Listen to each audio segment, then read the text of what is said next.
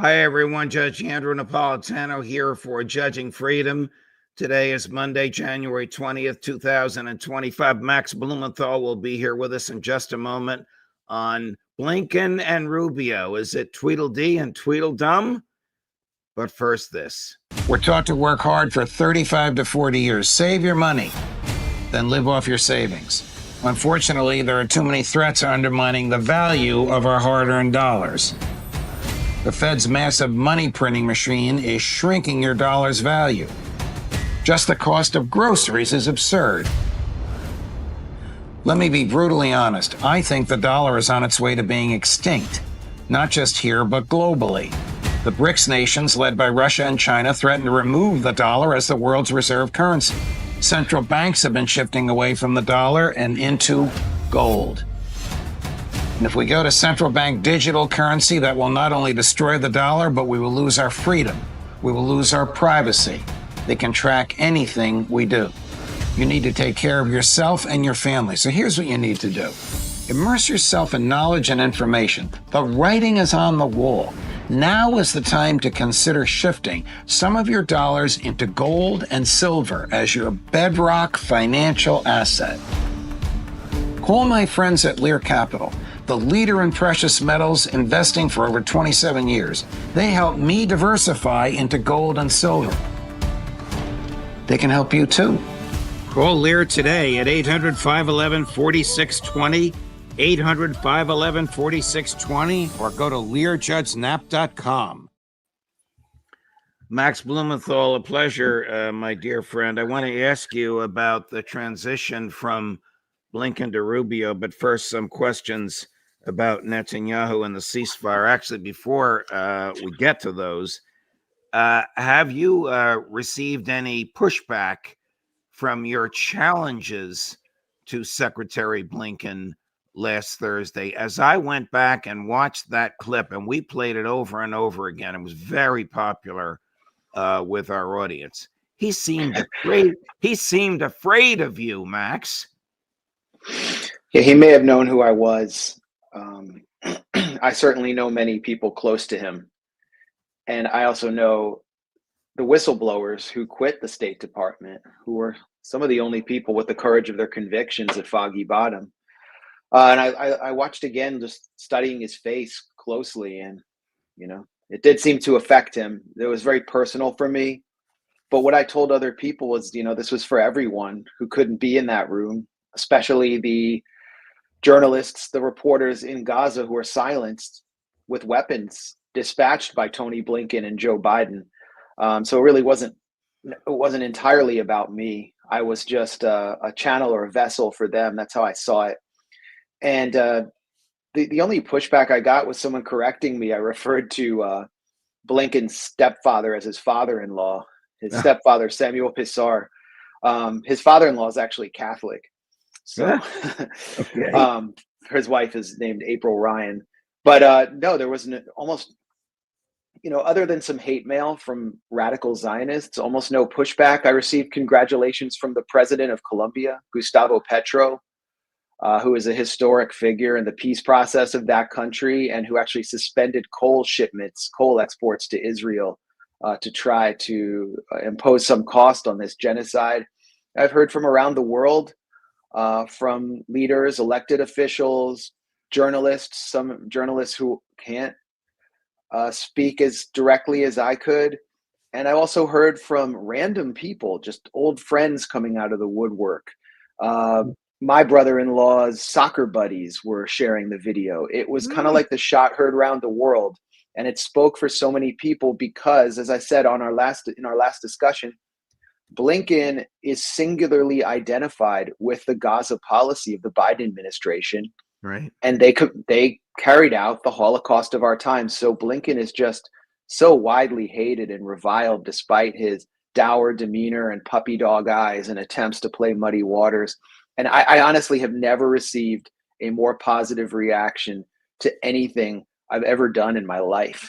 Well, which wasn't the reason I did it. You have my, you know this, sincere congratulations, my praise and my admiration for your intellect, for your intellectual honesty, and for your courage Do you think that Thank you. And one more Netanyahu? thing, Judge.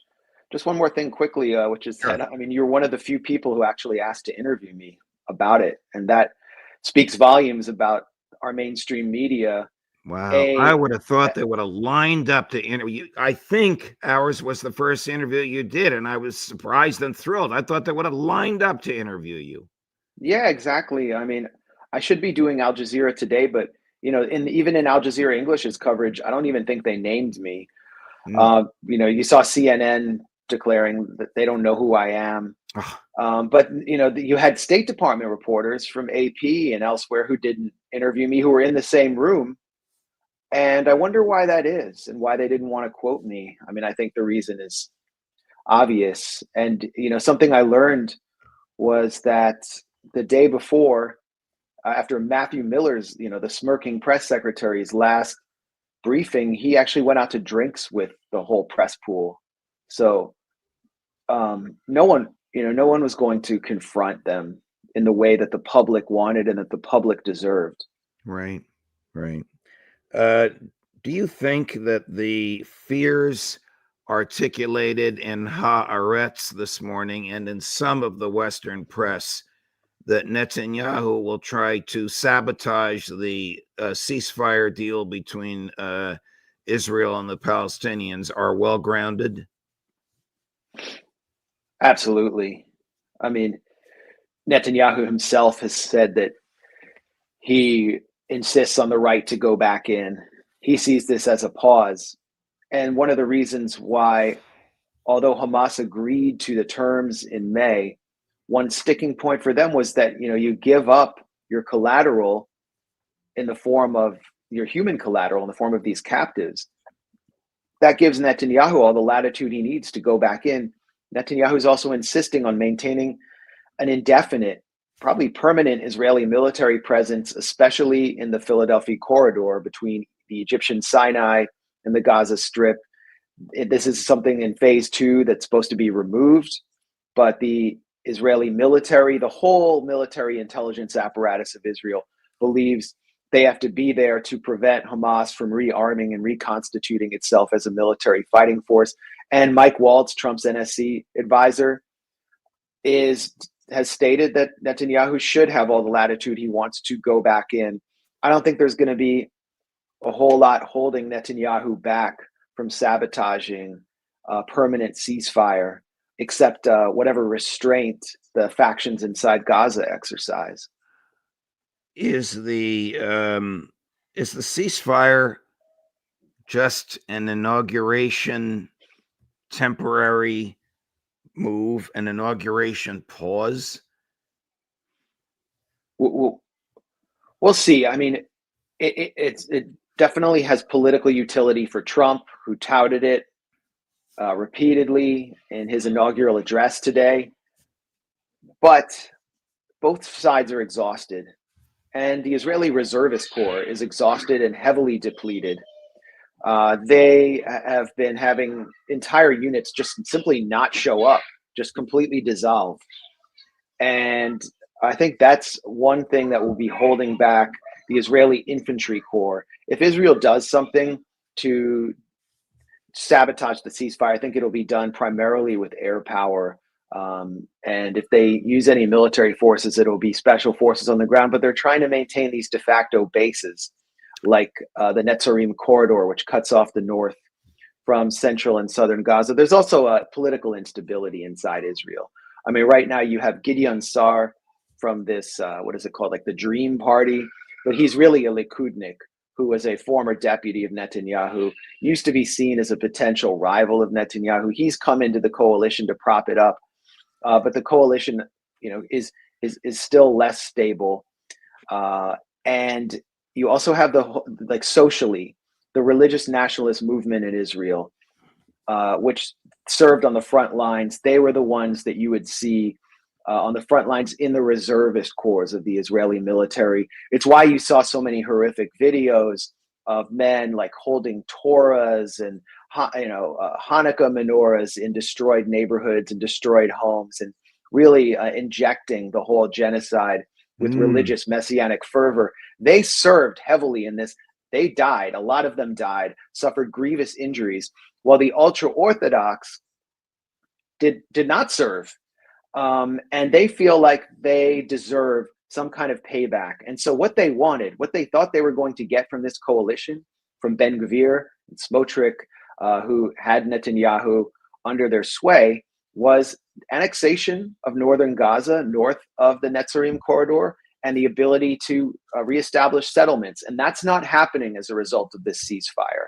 So there's going to be pressure on Netanyahu's coalition from the right and from the center, which is currently kind of holding it together with Ben Gvir leaving. Does Netanyahu need to sabotage the ceasefire in order to keep Smotrich and Ben Gvir from leaving, and thus in order to stay as prime minister? Ben Gvir is gone, and there's a lot of support for the ceasefire for now. It's really the Israeli military intelligence apparatus. It's not just Netanyahu. It's the whole military intelligence apparatus that sees the removal of Israeli troops from Gaza as a recipe for another October 7th. Wow. And as we can see from the images... Well, why did they agree to it? Why did they agree to it then? Because the U.S. finally applied pressure, and because they felt like they had achieved as much of their objectives as possible in Gaza. And I mean, they're also rearming and preparing again for another front in Lebanon. I mean, I don't think that ceasefire, which was 60 days, is going to hold. Right. The Israeli military has already been bombing in southern Lebanon. And Netanyahu's ultimate goal is still on the table, especially with the Trump administration, bombing Iran's nuclear facilities. So Gaza kind of became a sideshow. As I mentioned, the exhaustion of the Israeli public. And there's another social factor, socio-political factor I didn't mention. The captives or the hostages was such a major issue. Like in Israeli society, Jewish Israeli society, which is very small and hermetic, everyone kind of knows each other. They know each other from their military units. So everybody would know like at least like a family member of one of the captives. And it became like the favorite hometown football team where you know all the players, at least the starting lineup. Everyone knew all the names of the captives. And Netanyahu was letting them languish there. He couldn't do that any longer. Okay. Are Israel and Iran each preparing for war with each other, Max? I think that's very obvious. That's very much in the cards. I don't think Trump wants war with Iran. He even stated that he will start no new wars. I don't think he wants it. However, seated right behind the ex-presidents with a better seat than most cabinet-level incoming Trump officials and members of Congress was Miriam Adelson, the Zionist warlord and Israeli intelligence asset, whose late husband Sheldon Adelson, called for dropping a nuclear bomb on Iran, and has in many ways been a sponsor of Netanyahu's career. So there's going to be a lot of pressure on Trump to authorize that, but Israel has to create the pretext for it. And I think one of the questions I've had is, what can Iran do to defend against it? Because it is said that Israel blinded Iran, removed its S-300 systems during its last strike. And what can Iran do to deter Israel? I think one of the lessons from the ceasefire is that the Biden administration didn't want it. They never wanted it. They were lying about their desire for it. They could have stopped it at any second. This was a Biden genocide. And so it was up to the axis of resistance to apply enough deterrent force to force a ceasefire. But the longer that Israel was able to do damage to the axis, the longer they were able to score at least tactical defeats, like the pager attack. I think that bought Israel months inside the Gaza Strip, even though it was in Lebanon, because the Biden administration, his foreign policy team loved what they were seeing there. They're like, let's just keep this going. So really the lesson is that the U.S. and Israel only understand force. And if Iran is not willing to apply it and is not able to apply it, then they're going to get what they want all the way towards the Abraham Accords, regional integration between Israel and the monarchist Sunni states. Here's snippets that Chris put together from the inaugural address from Trump on no new wars.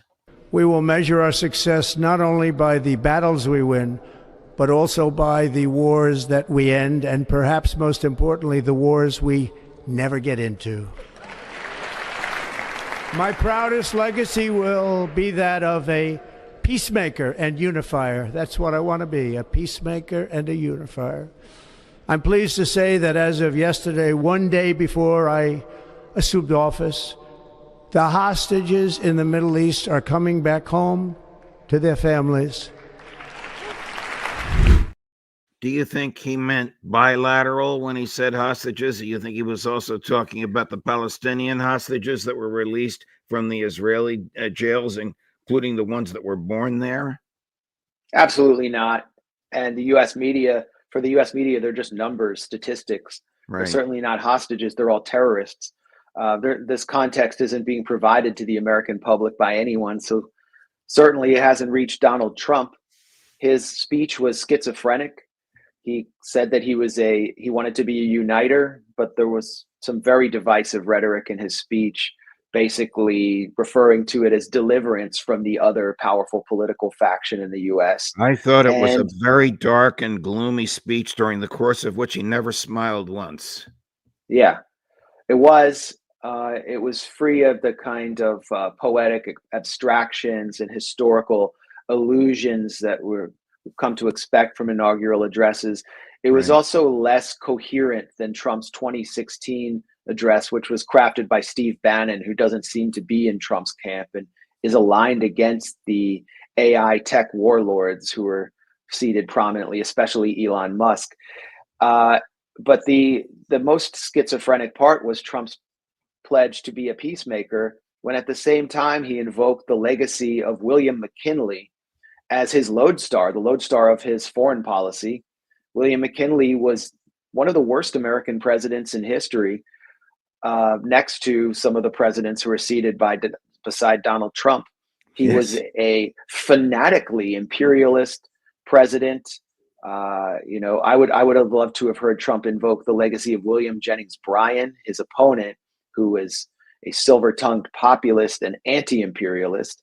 But Trump chose McKinley, who sought to colonize the Western Hemisphere along the lines of a kind of Monroeist vision, the same vision that John Bolton embraced during the first Trump administration. And another dark aspect is that William McKinley was popped in the head by an anarchist assassin because he was such a tool of big business, such a union buster, and such an imperialist. And Trump invoked McKinley to pledge to basically take over Greenland, threaten war with Panama to take the Panama Canal, and threaten Mexico. And there's always been this kind of invasion of Mexico on the table. Dan Crenshaw, aka Eye Patch McCain, who sort of posed as a right-wing populist but is really a neocon, had been calling for a U.S. military intervention in Mexico to stop the cartels. That's something I could actually see Trump doing, and it would be a disastrous policy. I gather you don't see any fundamental change coming between Blinken, Sullivan, and Rubio Waltz. No, I actually do. And I don't think Marco Rubio will last very long. I think the person that Trump wants as Secretary of State, but who doesn't have the necessary experience or credentials, who's working his way there, is Rick Grenell. And Grenell has a more, a less, I would say, ideologically neoconservative foreign policy outlook than Marco Rubio, although he is an anti-China hardliner who would seek to continue the Biden administration's policy of arming Taiwan to the teeth, provoking China. He's also someone who I think would like to wind down the Ukraine proxy war and maybe make a deal with Russia. J.D. Vance clapped enthusiastically for Trump, declaring he wants to be a peacemaker. He's in the same vein. And, there are even questions about, as I talked about last week, whether Trump might even make a deal with Venezuela to lower the price of oil. And we don't know what's going to happen with Iran, but I just doubt that Trump wants to get involved in a regional war right away. So I think that there are differences, but the key difference also is rhetorical, something that the foreign policy establishment in Washington sees as so dangerous about Trump, is that he lifts the mask on U.S. empire and he says things that really reveal the true intentions of the U.S. national security mandarins. For example, when he said, when he was asked about his opposition to the Iraq War, and they said, well, Saddam Hussein's a killer. And he said, well, we've had lots of killers as well. I mean, we've killed lots of people. It's that kind of tone of Donald Trump and the unpredictability that could lead to some change. Whereas with Blinken and Biden, you know what you're getting. It's Wilsonian, imperialist foreign policy. And I think, the key divide now is between the two major competing foreign policy factions in Washington is which foreign policy legacy do you embrace? Wilson or McKinley? Both horrifically imperialist presidents, but McKinley being more the crude unilateralist, focused more on the Western Hemisphere, and Wilson being the internationalist imperialist. Yeah, McKinley wanting land and Wilson wanting to tell other countries how to craft their governments. Max, a pleasure to chat with you, my dear friend. I know it's a holiday and you probably have other things to do, but thank you very much for your time. We look forward to seeing you again, my friend. Thanks a lot, Judge. And I want to talk to Anya about Venezuela. I didn't know that Trump was thinking of doing anything that might soften up relationships. That would be great to chat with her about it. Yeah, for all I know, there could even be a back channel. Who knows? Right. But we'll make that happen. Thanks a lot. Okay. Thank you, Max. All the best. Take care. Coming up tomorrow, Tuesday at 8 o'clock in the morning, Ambassador Charles Freeman at 10 o'clock, Pepe Escobar at noon, Kevork Almassian at 2, Matt Ho, and at 3 o'clock, Karen Kwiatkowski. And my voice is getting a little better as the day is wearing on. Judge Napolitano for Judging Freedom.